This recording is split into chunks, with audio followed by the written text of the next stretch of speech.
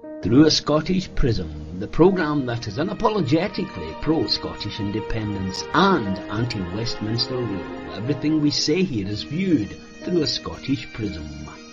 Brought to you by Barhead Boy.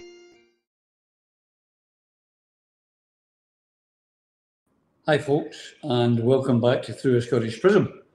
I hope you and yours are well. Nice to be back with you again. And you see I haven't got my old Prism t-shirt today. I didn't have time.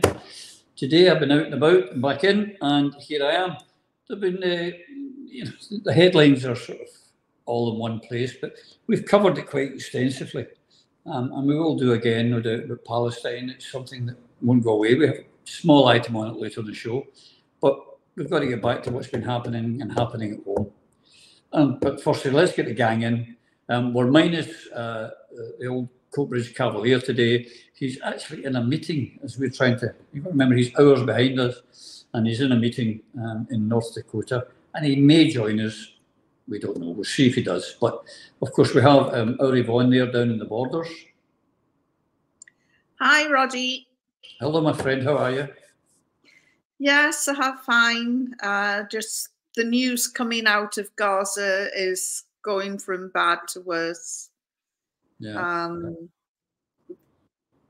In fact, Baroness Saida Varsi has just put out a tweet saying that the staff at the Al-Shifa hospital have contacted her saying that they all want to run away and flee, but they can't because they've got people on life support machines. But the shooting outside the hospital is really bad now. And it must be bad when the staff are wanting to run. Yeah. Well, you know how I feel about wars and death and all this. I just wish it would end. We're going to talk a wee bit about it later.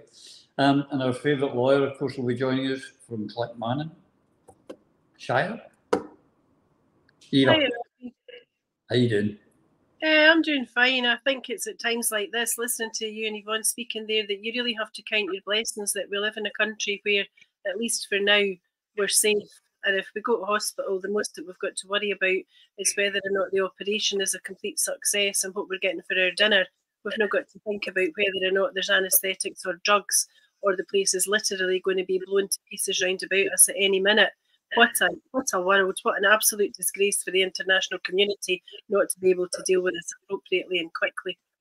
Yeah, it's breaking my heart. I mean, I'm, as you all know, down in Dubai, and my youngest granddaughter's a year and a month old, and I look at her and I think a lot of Palestinian grandpas are going to be breaking their heart tonight. It's just horrific. And also my heart goes out to the Israelis who have lost loved ones as well. This is not about good or bad, it's just, this is horrific. Anyway, moving on. And of course, we're over there in old Ricky, our favourite weatherman. In fact, our only weatherman. It's all right. How you doing? All right, Roddy. You know, television's a difficult thing to deal with in times like this, but you have to force yourself. It's the world's going to hell in a handcart, but meanwhile, as Eva says, we're lucky, and we should count our blessings. Absolutely. And, you know, everything's been overshadowed, and, you know, what should have been a really big event this week was Charlie's first King's speech. It seems funny, I keep nearly getting to say Queen's speech. It's been that long, you know, it's still old habits die hard. But Charlie boy had his first King's speech, Lloyd. And their overriding, they said it was about strengthening society, growing the economy, keeping people safe. A lot of poppycock. What did you make of it? It's just words, Roddy. It's just words. And what do they really mean? I think what surprised me was, you know, because, you know, Charlie, since he was a laddie, has always liked dressing up and doing a bit of performing, but that was the lowest key kings, queens, whatever, emperor's new clothes speech I've ever heard. He seemed bored out his tiny little mind. And in some ways, maybe his indication was that he doesn't really see too much of this being delivered. But that picture we're showing right now, for goodness sake, that just sums it up, you know. look at the opulence and the nonsense, and the two of them look bored out their skulls. Yeah. This is Britain. This is Britain unraveling. I mean, it really is. Every year there was when Elizabeth was still kicking about, there was some sense of an acceptance of the pomp and the circumstance, and that this was an important day. Whereas it's now just being exposed as being, yet another day on the calendar when everybody gets to dress up. I mean, even the SNP bought flowers. Pathetic. Just pathetic. Anuvver, there you've got a guy in a £54 million bonnet saying, my government will tackle the cost of living crisis. Well, start selling your bonnet for 54 million and throw that into the kitty. That would be a good start, would it not? Well, to say that the monarchy is an anachronism in these days of austerity is just a bit of an understatement. If you actually Google what is the value of the British crown jewels, you can't get an accurate answer because nobody knows. It starts off at $1.5 billion, but it goes up to $8 billion, and there's the rest.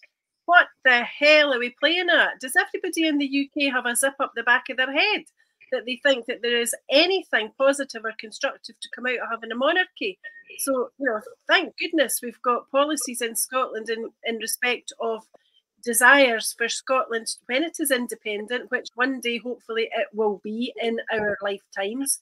It will be a republic, because the majority of the people of Scotland want a republic. They want an elected head of state. They do not want this outdated, out-fashioned rank and pomp and privilege. We don't want it at the best of times, but we most certainly do not want it when there are people literally starving to death. There are homeless rough sleeping. There are people who have lived in homeless accommodation for years on end. We've got children going to school hungry. We hear every single day about the cost of living crisis, and yet we're supposed to take our lessons.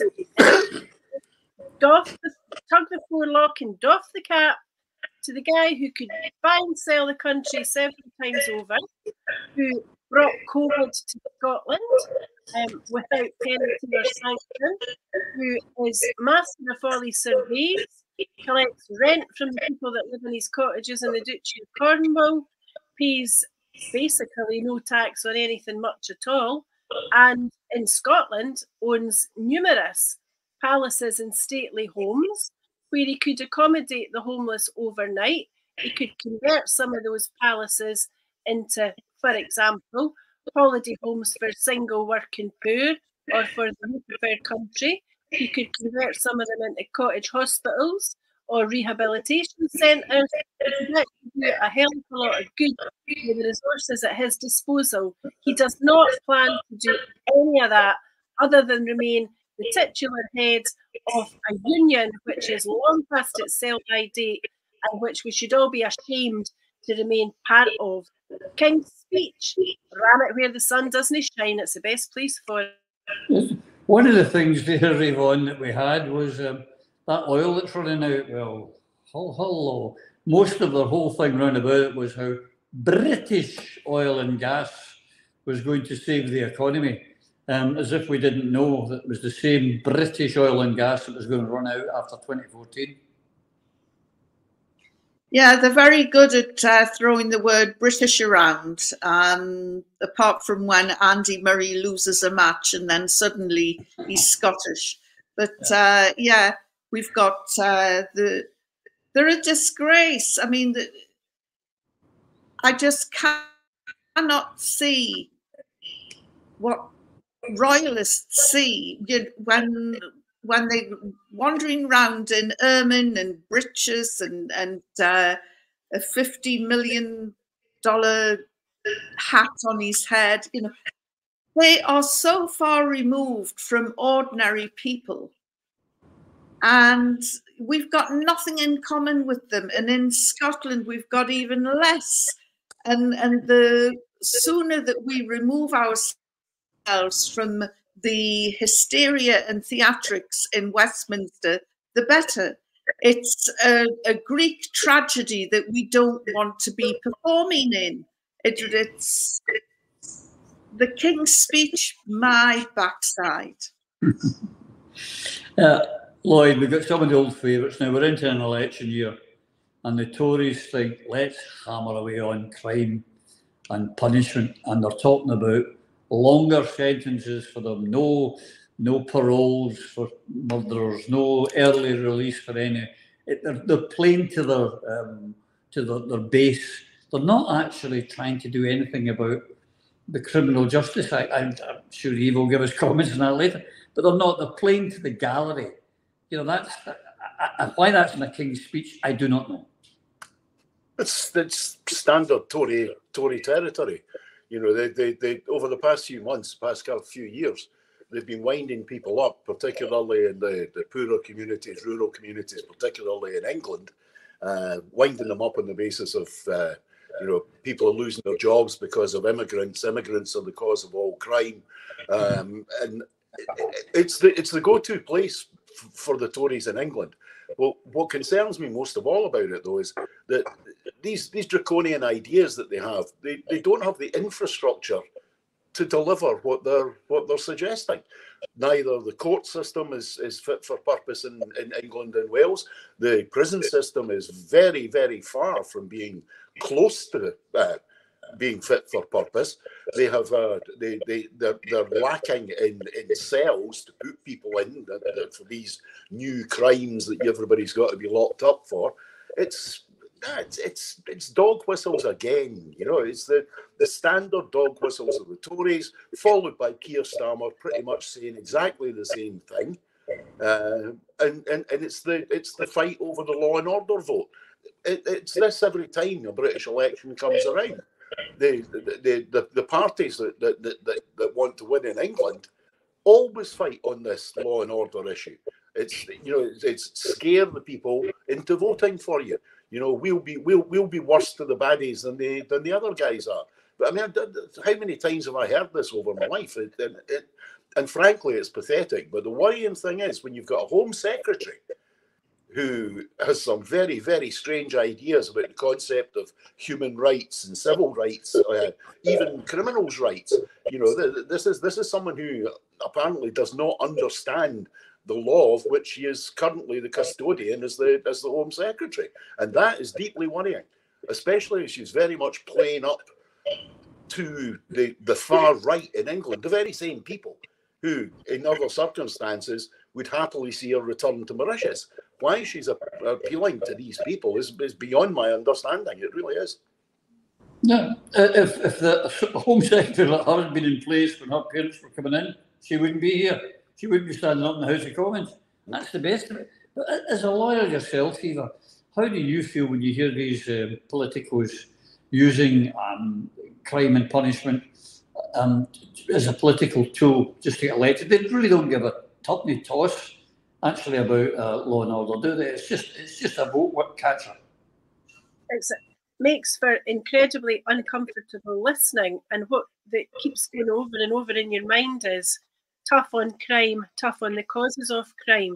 But that's cited by politicians who don't actually understand in the main what the causes of crime often are, or some of those politicians are actually responsible for causing some of the crime in the first place. You know, you cannot enter into illegal wars with impunity. There will be a comeback. And we've seen that over and over again since the illegal wars that the United Kingdom entered into. What gives me the creeps now, though, is some of the aspects of the King's Speech won't apply in Scotland. So there are issues in relation, for example, to sentencing that don't need to concern us directly from that speech. But some areas that should trouble us are there is to be an investigatory powers amendment bill, and the introduction of that says security and intelligence services will be handed the powers they need and will strengthen independent judicial oversight. Well, I do not accept that a Tory government is likely to do anything to strengthen independent judicial oversight, and I worry very much that a Tory government thinks that security and intelligence services in the UK need more than the powers they currently have, and I worry what they intend to do with those powers. But even more, I would be troubled by the attitude of the Scottish National Party towards the introduction of any of those proposed powers in that bill, given that the SNP has had a rapprochement, if we call it that, with the United Kingdom security services, and seems at times to forget that the raison d'etre of the SNP is to get us out of Westminster, not to cozy up with Westminster in the context of legislation which will be draconian, far-reaching and most probably unnecessary. So there actually are a lot of aspects of this speech that require very close consideration, and they also underscore and underline the desperate need and the urgent necessity of getting us the hell out of that place before it gets any worse. Absolutely right. So, Yvonne, they're going to hang them, flog them, shoot them, give them longer jail sentences, no parole. And they're also, you know, the other one they've come up with is they're going to ease back on environmental controls. In other words, all the things that the EU protected from us, they're going to, the Tories never liked it. They don't like any kind of regulation. So they're going to do away with that as well. It really is a depressing King's Speech. Well, if they're going to crack down hard on law and order, I'd like to know what they're going to do about Scotsman Richard Hecht, who has become the international voice of the Israeli military. This is a military which, as we've seen, uses its weapons on women and children, a military which is committing war crimes. So if we're going to have a crackdown on law and order and crime and punishment, let's stop every single reservist coming out of Tel Aviv, flying into Heathrow, Glasgow, wherever, and ask them exactly what role they played in this latest war in Palestine. And, you know, let's have some law and order there. This government in Westminster is barking mad, and I found myself in the unusual position of coming to the defence of the head of the Metropolitan Police, Sir Mark Rowley, for goodness sake. And not that he needs my support, but he has been put in an invidious position this week by Suella Braverman, and I'd like to know what the new Chief Constable of Police Scotland, what her position is, because she's been very quiet on the madness that is coming out of the Home Office at the moment in London. Yeah, we've got this, Phil. You touched on it, Lloyd. Now, here's the thing. On this weekend is Remembrance, and it's a very special time, and it's something I agree we should remember the dead, the fallen. But an hour and a half after it, there's a march nowhere near the cenotaph, and our Home Secretary, almost as if she's trying to goad people into rioting. It's as if they want to have something that they can go back at the people by. But I cannot think of a better time to do a march for peace on the day that we remember the dead from the two world wars and the Falklands War and the troubles in Northern Ireland and all the people we remember. Surely that's the best time to alert and say, we agree with your remembrance, we all agree with remembrance, but this is happening now. Let's talk this out now. I think the biggest problem for me, Roddy, is it shows the intellectual collapse of our mainstream media and journalism, where they cannot get the equivalence between a march for peace and Remembrance Day, which is, you know, everything is about bringing people's attention to the great tragedy that resulted in millions of deaths in the 20th century and into the 21st century. The horror here is that it's everything has to be condemned. You know, they shouldn't be marching because in some ways this could be an insult. I don't see a huge number of women shouting and screaming. I do see a lot of beer-bellied men claiming, previous military service, telling us that they must defend this big block of stone in Whitehall. It's creating and pursuing divisions that we're in the process of getting rid of. We're still not quite there with the peace process in the north of Ireland, and in some ways these are the same people who have screamed and shouted over that issue.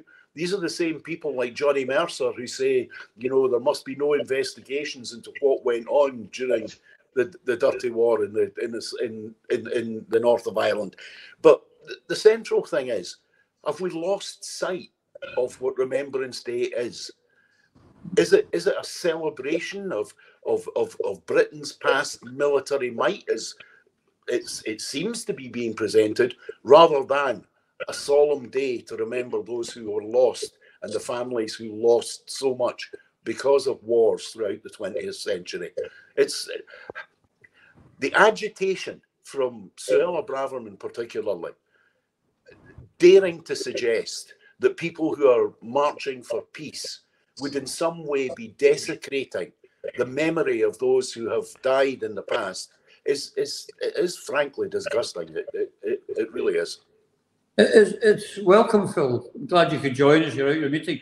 And I hope we're talking about how Suella Braverman, among others, and a lot of our media are trying to whip up against people marching for Palestine for a ceasefire and the end to the killing. But the other thing they haven't done, Phil, and this is the one that really gets me. There's much terrible. It's the one day we should stay and do nothing. Tottenham Hotspur are playing in London that same day. Should we cancel their great English Premier League? Oh, no. That shouldn't be. That's not a desecration to be playing football. The hypocrisy is actually on steroids. It certainly is, and obviously here in America, they are very, very proud. This is Veterans Day in America, and a friend of mine, he's an ex-Marine, partying with his friends, and you see, thank you for your service all the time. There's free meals for veterans today. There's big celebrations, and you have to be careful because passions run very high on this issue. Quite clearly, those who have went into warfare do so as a job. That's their job. They don't decide whether they're sent in rightly or wrongly or what the war's about. That's for politicians to determine. And as Lloyd quite rightly said, what we've got here on a day, it is supposed to be a solemn day to remember those victims of war, those who've fallen. And it has been hijacked by right-wing warmongers to celebrate war in some instances and celebrate those practitioners. We do really need to wind our necks in a wee bit and remind ourselves of those, especially, all families were affected by the Great War and the Second World War and these other, you could so-called legitimate wars, but you had to. There are wars that sadly we have no choice but to fight. But a lot of the other conflicts are political governments that are driven by lobbyists who are pushing for oil, who are pushing for the military-industrial complex, who are pushing for agitation because there's big money and profit to be made in war. And a lot of these, the poor souls who are sent into battle, it doesn't matter what the cause is. You're sent in to do battle. And that's what this should be about, remembering those who went in there. But in all wars, there's also evil done to usually innocent people. And that's why when I was at Westminster, I wanted to wear the white poppy to remember all victims of war. And I was discouraged from doing so and told, no, it doesn't look good. I'm thinking, wait a minute, it says peace on it. It remembers all victims and why you're supposed to be no more wars, the war to end all wars. Yeah, right. It's just, it's so wrong that we are now rounding on the peacemakers and those who want peace and who agitate for peace and who advocate peace. It's went really crazy here, and certainly in the UK it's getting out of hand. Yeah, tell me about that one. Some of the attacks is a peace night. Eva, are you at all conflicted with a peace march? And it's an hour and a half after the remembrance service finishes and all the actions at the Cenotaph. Are you conflicted at all by people marching for a ceasefire in Palestine as on the Day of Remembrance? Absolutely not. If we want peace, then we have to talk constructively about it. And if people want to demonstrate peaceably in support of peace for everyone, then in some respects it's the best day of the year to do it if there's such a thing. It's certainly not something that should be banned or outlawed, because some people will seek to misconstrue the purpose and the message of the march, because the message is about peace for everyone. I've seen that it's been reported as pro-Palestinian. I think it would be more accurately reported as pro-peace. And it's about everybody. And it's safety for everybody. And it's rescue for the innocents. Because, you know, as others have said, it's always the innocent that suffers the most. And that's exactly what's happening just now. I cannot comprehend the reports that we are listening to every single day that are telling just exactly how bad things have been for those innocent Israeli victims and also are continuing to be for innocent Palestinian victims. These innocent people are not the enemy, they are not the terrorists. They do not deserve to suffer and be maimed and murdered. I mean, we've all seen the video. They bespeak the most awful horror of man's inhumanity to man.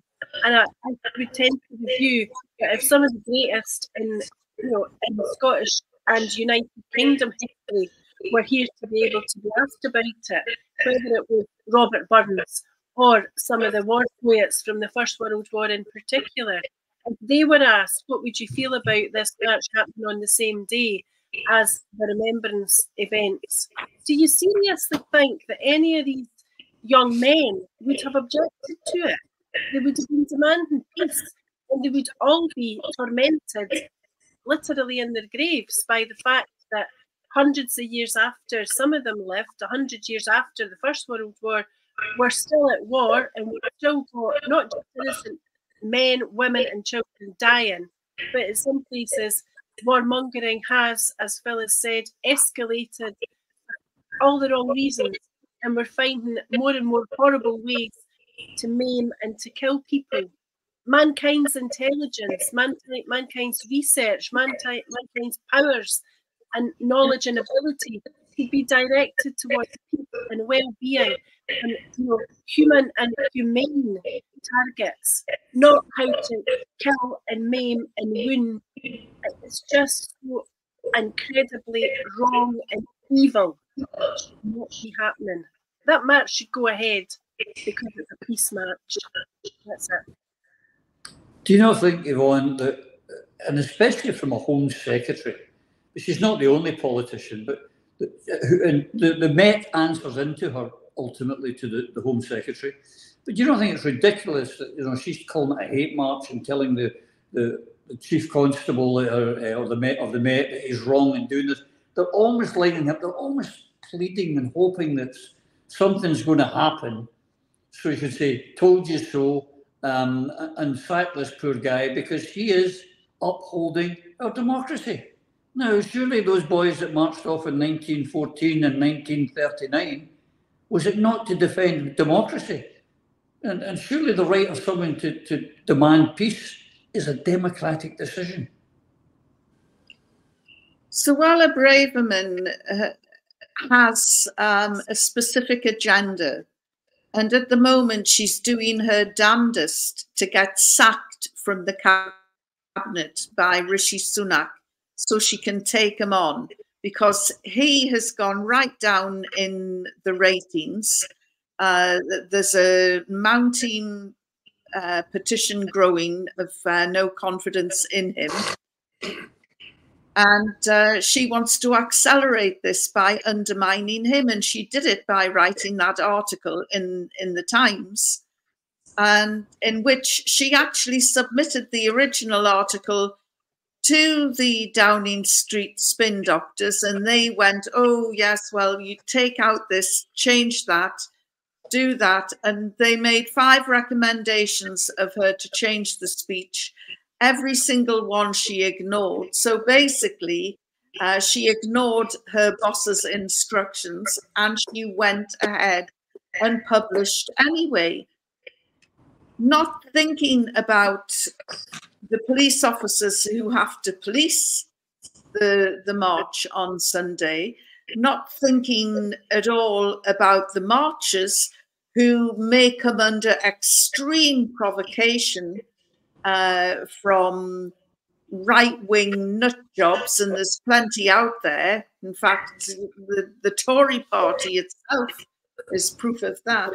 So she really is a nasty piece of work, and that's what she's after. She has her eye on number 10, and there she is, the smirking, grinning harpy.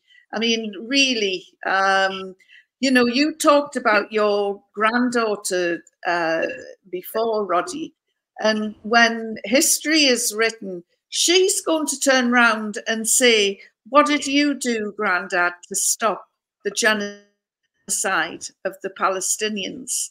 Of course, you'll be able to tell her about Prism and all the excellent work that Prism does in mobilizing people and educating people. But what is she going to say to her grandchildren?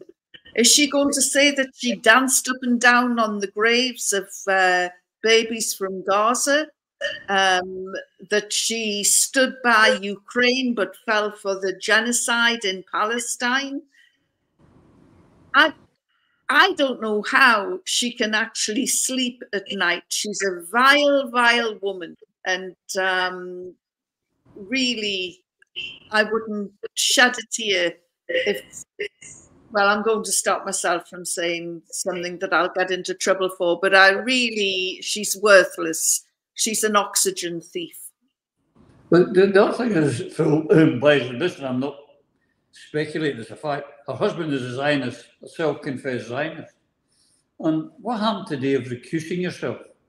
Why isn't the BBC announcing every time she speaks the wife of a Zionist? They never do that, do they?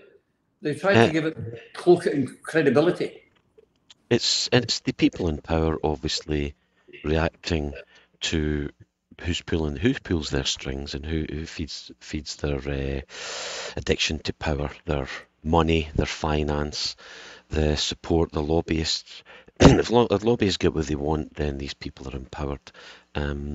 What I've seen, particularly, I saw when Jeremy Corbyn went into office, I think it was within 10 days. I think it was the Jewish Chronicle. My office, we both got both Jewish Chronicle and the Arab Times to try and to take a more even-handed view of things and to be up on both issues, both views, if you will.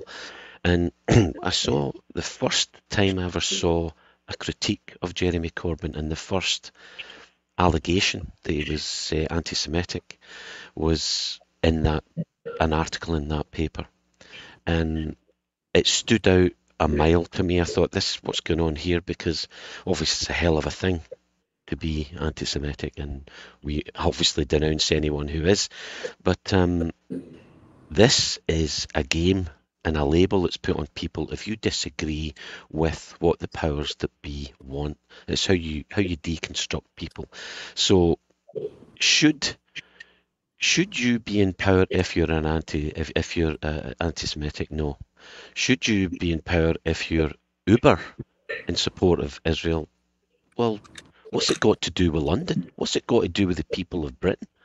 You know, we're supposed to be fighting for the side of good and for justice. And for me, this has got insider trading written all over it. It's got keeping your friends happy. And her husband, obviously, she's just mouthing what's basically he's telling her to say and what the British government currently advocate, which is disgraceful. Now, you've touched on it, Lloyd, that our Keir Starmer, leader of the, I have to keep saying Sir Keir, the Labour Party, the Workers' Party, wonderful, it's just an irony. it's like saying Neil Lennon, Glasgow Rangers manager. It really is. It's the same thing. This is idiotic. But Techie, can you put up Sir Keir's latest outburst to be the man? Look at that pose, eh? That pose. Sometimes you have to be ruthless to be a good leader. I changed the Labour Party if I'm privileged enough to given the opportunity. I'll change the country too, except Lloyd. There's nothing he's going to change. He's on the same side as Suella Braverman. Absolutely. Nothing's going to change. They're two sides, two cheeks of the same bum. It's extraordinary to me to hear a Labour leader make a statement like that, which is straight out the right-wing playbook. He's effectively saying might is right. Right? That's what that sums up as. Might is right. Now, everybody tends to forget, you know, cuddly Keir is not half as cuddly when you start scraping the fur off him. No. You know? Julian Assange has been in prison uncharged, you know, with no charges against him for how long now? Who was the head of the Crown Prosecution Service when Julian Assange was jailed? Keir Starmer. If anybody's surprised in the least about the rightward turn of this man, it's only because he was covering up his right-wing and his very right-wing tendencies for a long period of time as he climbed the greasy pole within the Labour Party. But what I find interesting again about Keir Starmer, and it's the Braverman-Starmer thing. She is happy to tell us that her husband is a Zionist and that she has very close family currently serving with the Israeli occupation forces, right? She should not be taking part in any discussions about the whole issue of Palestine and Israel. Starmer has made it very clear that he's very proud of the fact that his wife is Jewish, that he is committed entirely to supporting the Israeli regime as it stands. So they are effectively the same people.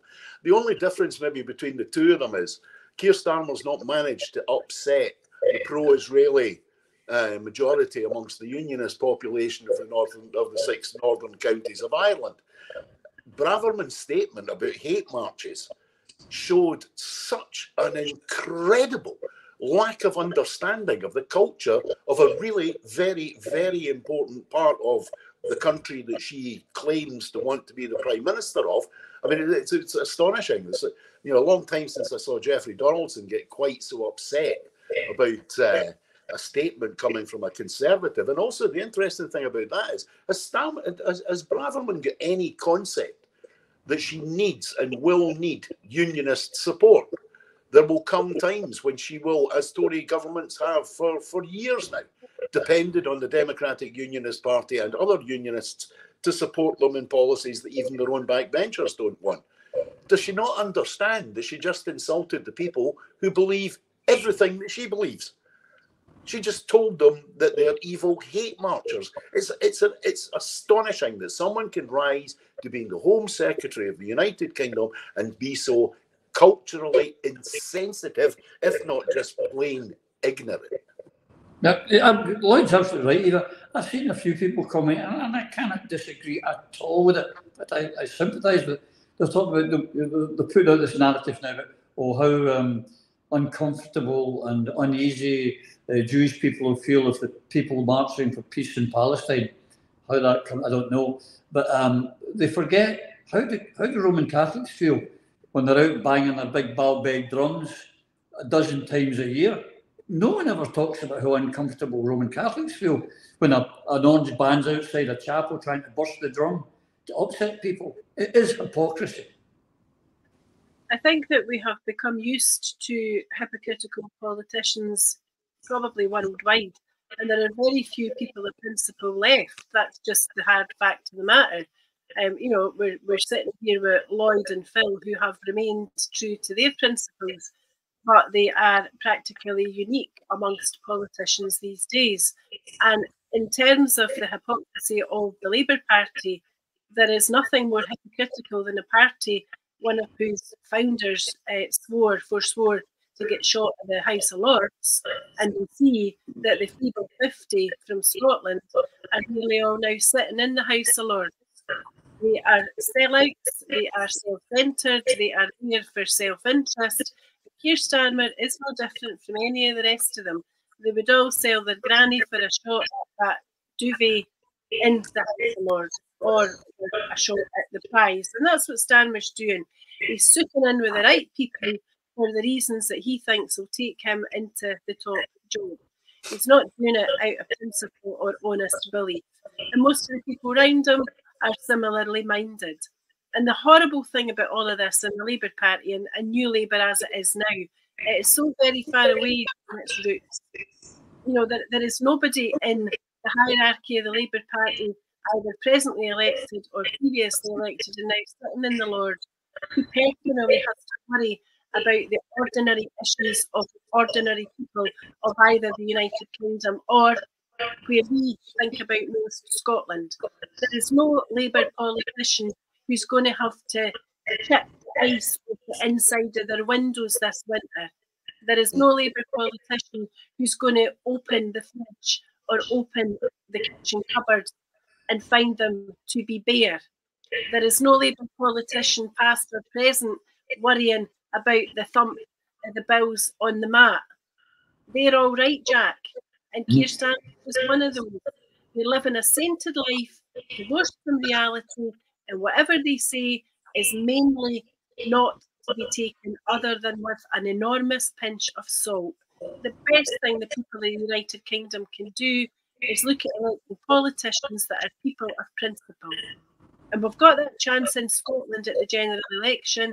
We've got that chance in Scotland in the Holyrood elections, provided that we elect people who stick to their guns, who are people of principle and who are not there for their self-interest, because that's what most of them are there for.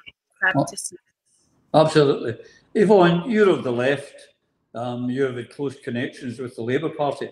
And everyone's trying to get the Tories out and bring in the Labour Party. Would you be excited or happy for Sir Keir to become the new Prime Minister? Absolutely not. In fact, you know, looking at this photograph, there was some deja vu about it. And I remembered the teenager Christine Keeler, who was involved in a sex scandal with the Minister of War. She also posed on a seat just like that. Mercifully, Starmer kept his clothes on, unlike her. It's a wonder he didn't have himself draped in the Israeli flag. But this is his Kinnock moment, or what I think is his Kinnock moment. His hypocrisy, duplicity, and treachery have really come to the fore now, and the heartlessness of this, you know, argument over what's a pause, what's a ceasefire. We're totally behind Israel, and of course he's running up Uncle Sam's backside at the same time. So he must have been really panicking when Joe Biden said it's time for a ceasefire. And of course, by this time, Starmer has nailed his political colours to the mast. And in doing so, he's lost control of a couple of councils, a hemorrhaging of local councillors, and he's lost an MP, and there are more people leaving the Labour Party as a result. And I'm not so sure he's not going to get the landslide victory that was being predicted. I can't see the Tories coming back in anything other than a coalition. And if Labour comes in, they'll be limping in and hanging by a few threads. This is not going to be a victory. It will be a victory for people power, because we've seen some amazing scenes around the world of ordinary people who have ignored their tyrants and dictators and leaders and stood up and marched for Palestine. And we've seen some extraordinary marches in Glasgow and Edinburgh. And you can tell that the Scottish people, as far away as we are from Westminster and Gaza, are feeling passionately. And Keir Starmer just doesn't get it. But he will do at the general election, when I hope he gets the pasting he deserves. Yes, And you know, I'm really proud to belong to the Alippa party, because Alex Salmond was the first political leader who came out calling for a ceasefire after a few days, and was quite fearless and without favour in his speech. Didn't apportion blame anywhere. He just called for peace. And that is what we should be doing in Scotland. We're not big enough to go out and be a warmonger. nor do we have the desire. No. And you know, you've got your grandkids. You don't want them putting on a uniform one day to fight for some barking mad project that the Westminster government wants. So, yeah, I mean, the Starmer, as I say, you've got these two photographs, and I hope you can put them side by side. And as I said earlier on, one of them nearly brought down the government by having an inappropriate relationship with a foreign power, and the other one is Christine Keeler, who, of course, was involved in the Profumo affair. That's great. You stole my joke. I was going for it. One of these is a prostitute who would do anything for money, and the other one's Christine Keeler. You ruined that for me. Yeah, just ruined it. Right, what's the name of your lawyer? I can see that Eva will be panicking there, thinking, oh my goodness. Yeah, they'll have to extradite me. Phil, do you see any difference? I mean, here's what I was talking to someone else today. I said, if you left the country, you were out situ for 10 years and come back, and you saw Keir Starmer and all his mob sitting there in government, would you really know there was a different government in place? No, and we've been saying it for some time. It's very rapidly becoming the American system. Two cheeks of the same backside, and the analogy was you couldn't put a credit card, which is highly appropriate, in between the two sets of policies. So no, the Red Tories has been for a while, since the demise and deconstruction of Jeremy Corbyn and the left within Labour, and a quite deliberate deconstruction of it. Then we're moving. We can see the Lib Dems and third parties losing power all over the place. Certainly in England, there's no difference between these two parties now, and other than the colour and the badge, and it's become very, very American, something that we see here all the time. And there's actually calls here for a third party, but people don't seem to be interested. The politicians have done their job.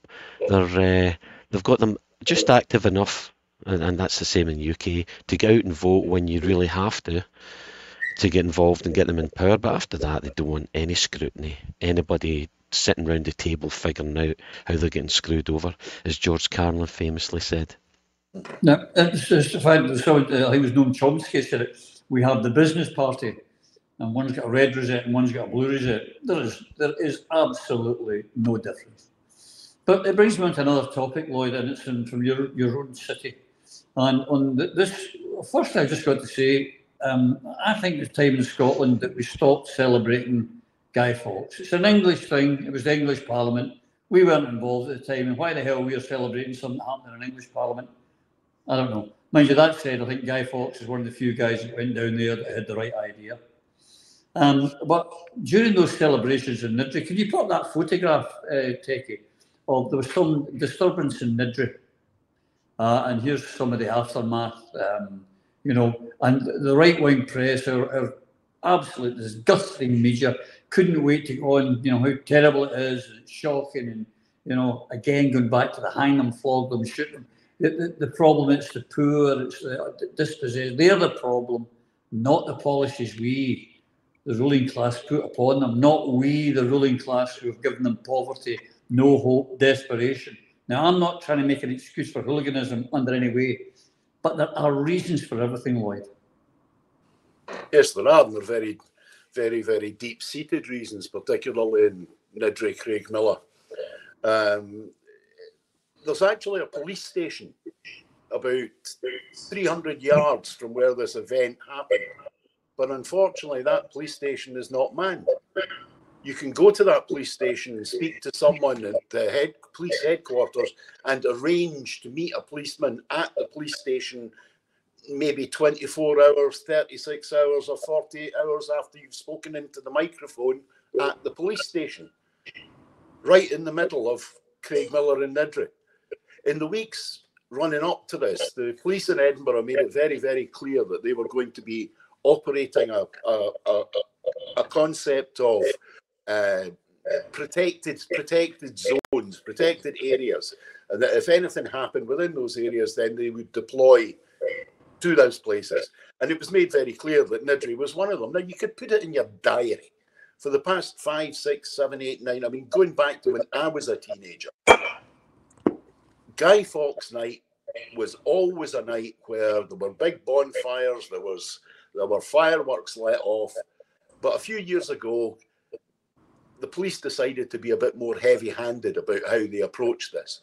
Now, in the minds of an awful lot of the kids, particularly the young men who have no status in society, the only status they have is within their peer group and within their community.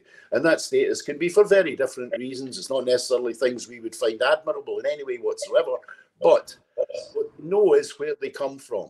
And what they see, unfortunately, because of the nature of policing in that area for a long period of time, the fact that there's very little community interaction with the police officers. When the police state to you 3 weeks before an event, that if you're a naughty boy on that day, then they're going to come in team-handed. That was asking for it. That was basically a provocation to buy. I'm not saying the police meant it, but effectively they were saying, we will come to your area and we will tell you what to do. When you can't get a policeman in Niddrie or Craigmillar for love nor money for domestic abuse, burglary, theft, robbery, and indeed intimidation from the drug dealers that operate within the schemes.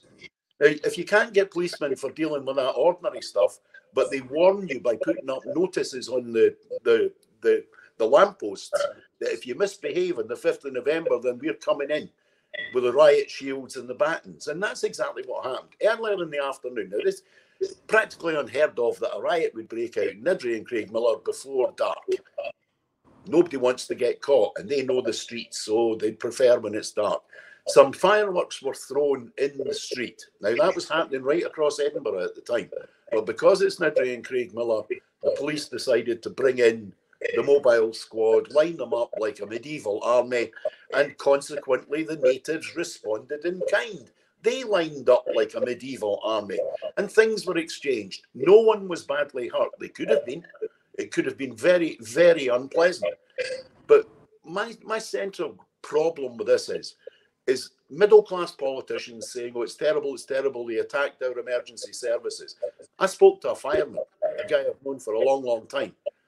His reaction to what went on there was the police put the fire service in danger because the police, rather than trying to bring the temperature down, if any of the policemen knew any of the kids, which they should do if they're local police officers, then surely the first thing you do is not line up the riot shields, it's to actually try and either talk to, engage with the ringleaders.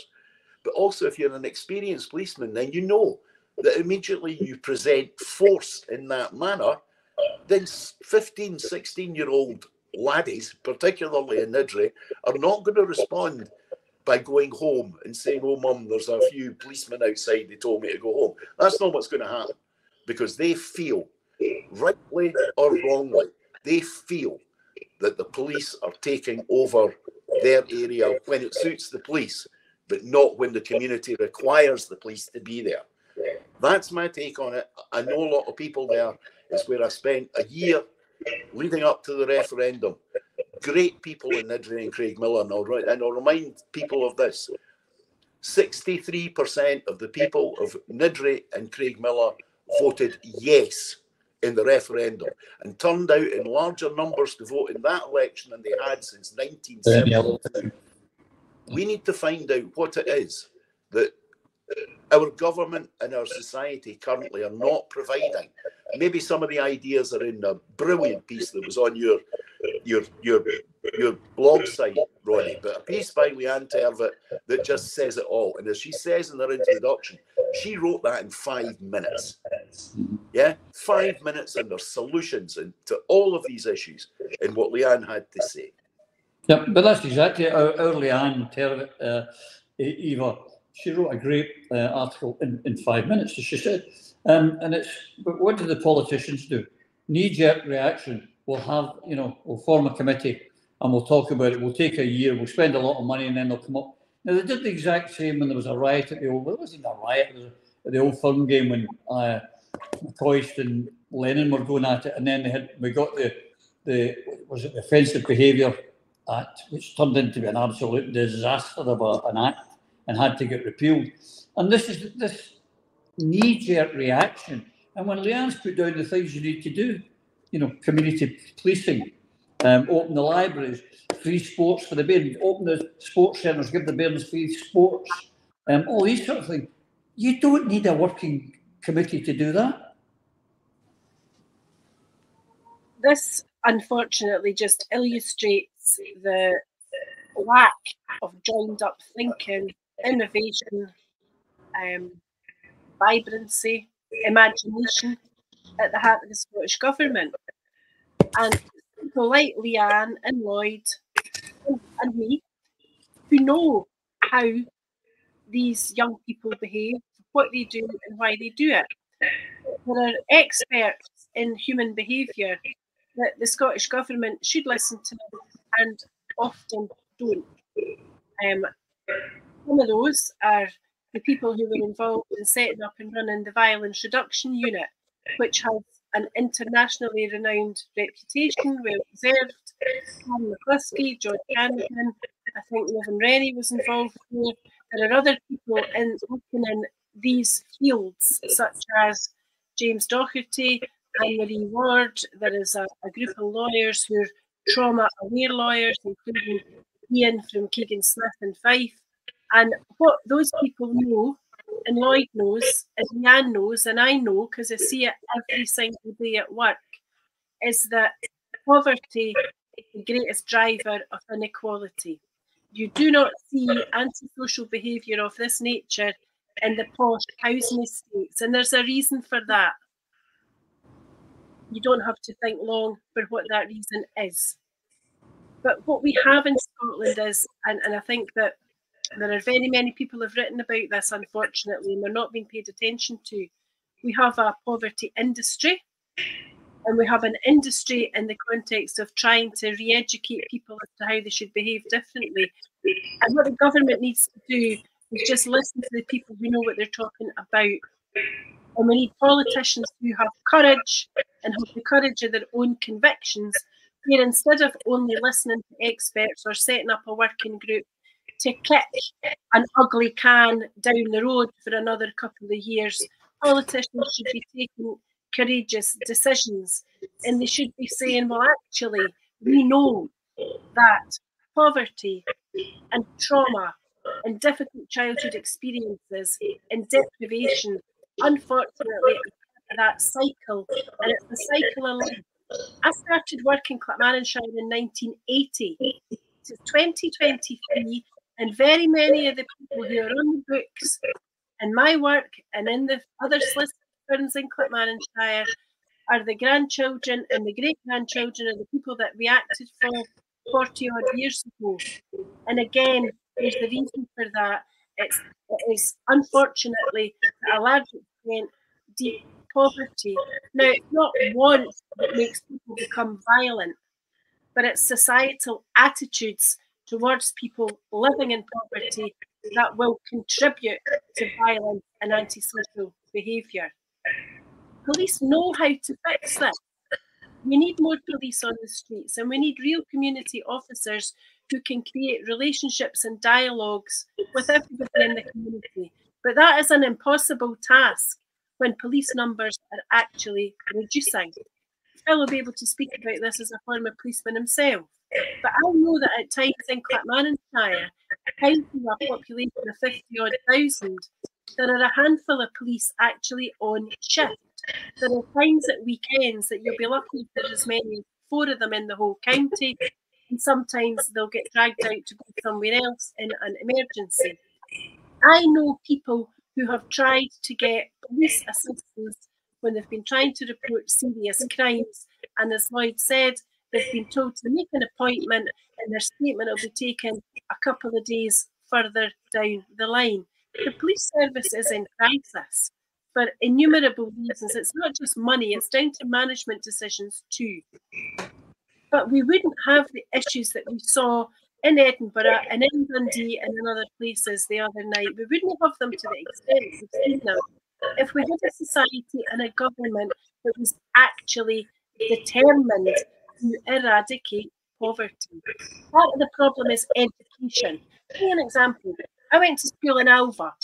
So actually did Shona Robson. And in the 1970s in Anuvver Academy, fantastic comprehensive school, superb leadership from our head teacher, and surrounded by teachers who were actually really well motivated, great people. I learned so much from them in terms of life skills, not just academic subjects. But in Anuvver Academy in the 70s, if I'd wanted to be a doctor, I could have been a doctor. I could have studied biology and chemistry and physics at school in Anuvver. Could have done the same in Alloa Academy, could have done the same in Lawrence Hill Academy. It is not now possible to do that because a lot of the comprehensive schools in Scotland no longer offer the same wide range of subjects, and children are channeled into subjects that they don't necessarily want to study. There were similar issues in relation to foreign languages. I did French in first year, second year I did French and German in a full academic year. That doesn't happen now. You get a term of Spanish, a term of French, a term of German. You're not going to learn. You're not going to be motivated to continue that studying. These are all indicators that opportunity and privilege is not always there for people who come from schemes or go to comprehensive schools. There's a major rethink needed about what it is that we're trying to do with our young people. How do we want them to live? How do we want them to learn? How do we give them hope and ambition and let them know that their lives are valued? Roddy, you're going to have a midweek special about this because we haven't even touched on housing and homelessness, care experience, addictions, all the drivers that are in the background of an awful lot of these people that were out on the streets in Edinburgh and Dundee last week. We know that our criminal courts and our prisons and our whole criminal justice system in the main deals with people who are predominantly traumatised, came from difficult childhood, came from difficult background circumstances, difficult domestic issues. All of that's there. I'm not being a bleeding heart. I'm saying there are issues that we need to address and we're not addressing them the way that we ought to, and we really need to. There's a good thing happening today though, and I would really like folk to read this. If you go on Twitter, you'll see Lynn Sheridan is tweeting about a hub that there's going to be a mountain where Glasgow Caledonian University and the community are getting together in a new community resource where there will be people from the uni have dialogue with people in the community, and they provide various different services and resources that help, if you like, both sides of that equation. That's what we need. A society that gels around people that are in need, and those who are learning and being educated can provide some help and some resource and some advice to folk who are living in difficult circumstances. As Leanne says in the conclusion to our item, it's no rocket science. It's about talking to each other, and we need politicians who understand what is actually going on in the hearts and in the minds of the people that they're currently very quick to denigrate and criticise. Sorry for lecturing. You say you could go on about this forever. I know we know your passion is equalities. We know that, and we are running out of time. But Yvonne, and a couple other questions I want to get around the group with. Yvonne, we keep saying that independence is the key to getting, you know, addressing so many of our problems. But there are so many that we can address within the devolved scenario we have just now. And Leanne's 5-minute writing of her descriptions, there are Leanne Tervits. Well, there's only one Leanne Tervits, but there's some other people almost like Leanne Tervit in every other scheme throughout Scotland. Now, instead of getting the poverty industry involved, instead of the politicians sitting and tutting and clutching their pearls, they should be looking for people like Leanne and putting practical measures in place that could easily be put in place even under the devolved settlement.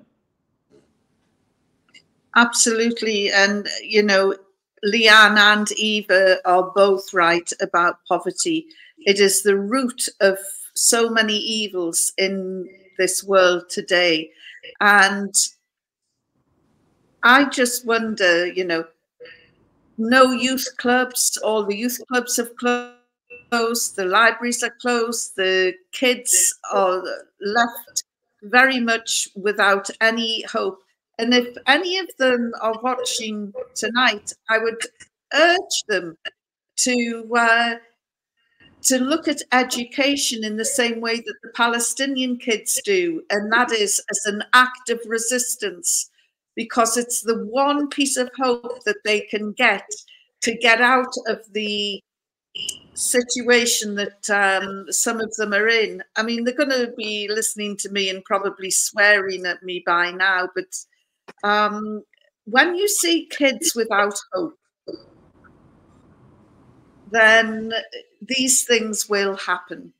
And, you know, they see the injustice, they're told by a former DPP, Keir Starmer, that it's wrong to have a ceasefire, which means that it's wrong to have peace. And then they're being told, yes, we've got to start voting for Labour. And they're looking, and these kids aren't stupid. And they're looking and they think, why should I listen to them?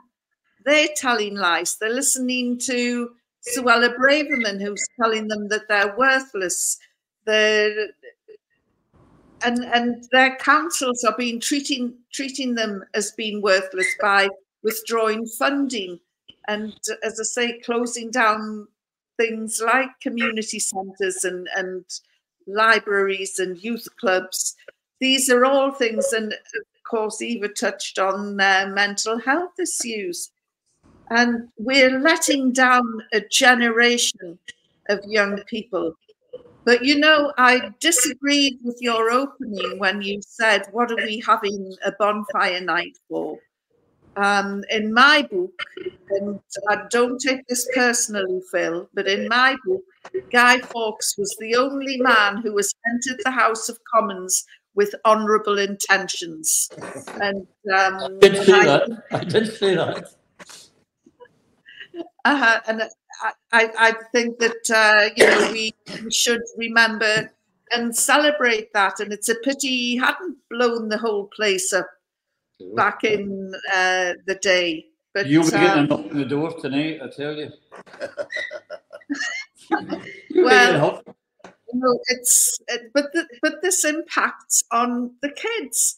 They see these warmongering, overweight grifters sitting on the green benches, telling them that peace isn't the answer, and they're watching images of parents having to hold up their dead babies on the BBC to show that they're, you know, what is happening to them. And all of these confused messages that are being sent out, there's no leadership anymore coming from Westminster. And if parents can't see that Westminster is, in fact, the cause of a lot of these problems, then, you know, God, the kids aren't stupid, and they're angry. Yeah, and as Lloyd said, you know, that in Niddrie, it was one of the areas that voted overwhelmingly for yes, let's get away from these warmongers. No wonder the kids are angry and throwing fireworks, and unfortunately, it's the police who are usually in the front line. No, well, it is. But one of the things that Leanne said, she's absolutely right, was free sporting facilities, because when I was a lad growing up, you could play football in the streets. There wasn't so many cars. You could find a bit of grass. Now the kids can't. They've got to go to one of these 5-a-side pitches. They cost a lot of bloody money. And the kids, just a lot of them can't do it, can't even get a game of football. Anyway, that's on. We're really running out of time, but Phil, as you probably know, Craig Murray was stopped at the border recently when he returned from Iceland from a pro-Palestinian march. And they confiscated his electronic equipment, his laptop, and they returned his laptop or his tablet or whatever, but they kept his phone.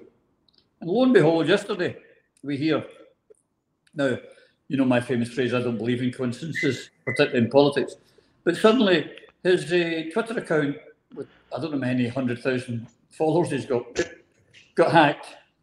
They put out a pro-Adolf Hitler message, anti-Semitic stuff, and then he's got blocked out his computer. Now, this is only a week or 10 days after the police got his phone and all his details, his passwords and everything. Am I wrong to say that coincidences don't happen, Phil? No, I don't think you are wrong, and it's look what they've tried to do to Craig before with the false allegations of sexual misconduct. It's the standard modus operandi, and it's disgusting that it's happening. And they're trying to destroy every piece of resistance, anyone who stands up and be counted in. And we should always remember that all it takes for evil men to succeed is for good men to sit there in silence and do nothing. So we've got to stand up and fight that. It's no coincidence, Roddy. And another one on the Nidri issue, because there's a couple of points in there I want to make. Guy Fawkes, yep. This is our people. These are our people, as Lloyd says, who see independence as the answer for the poverty, to get out of poverty. It's the only way it's going to happen. It was an excellent article by Leanne. Battle poverty, not the poor.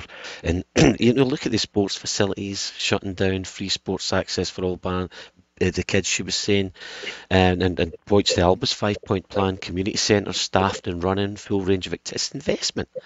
And it's funding that's required. And look what's happening all over the country. North Lanarkshire Council are closing all of these facilities. This is the shape of things to come unless we change how our country is run. The solution here, it always comes back round to independence, because that's the only thing that we can do to make sure that our council have enough funding to look after our people. These aren't some crazy people who are not, they're us. It's us. We can't disassociate ourselves from the people within our society who maybe didn't get the education or came up in poverty and never get a crack of the whip. There's a great quote in from Leanne, and she says the biggest issue is to tackle poverty and all its negative effects. You don't really get antisocial behaviour in affluent areas. What does that tell you? And we know this, we've commented on it, but there's something called the Gini coefficient, Corrado Gini, and it's this statistical measure of dispersion within income equality. So when you look at wealth inequality, that's what causes, in social studies, there's plenty of social studies that have been carried out in this, where you can look at African villages, for example, where everybody's poor. There's not so much the crime there. What brings crime is it causes violence and rebellion and crime, is where there's a clear or blatant inequality. And as Yvonne has said, and we've all said, our kids aren't stupid. They can see this just down the street in their communities, in villages and across the country.